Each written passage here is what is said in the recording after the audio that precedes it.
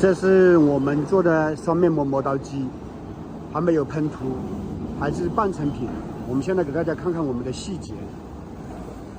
我们这个导轨用的是铸钢的雁尾设计，它非常的耐用。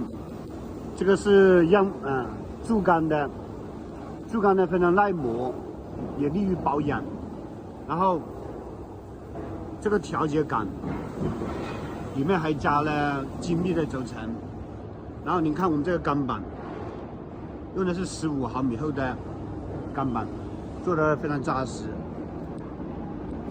这里有个盖子，它是可以打开的，方便更换砂轮。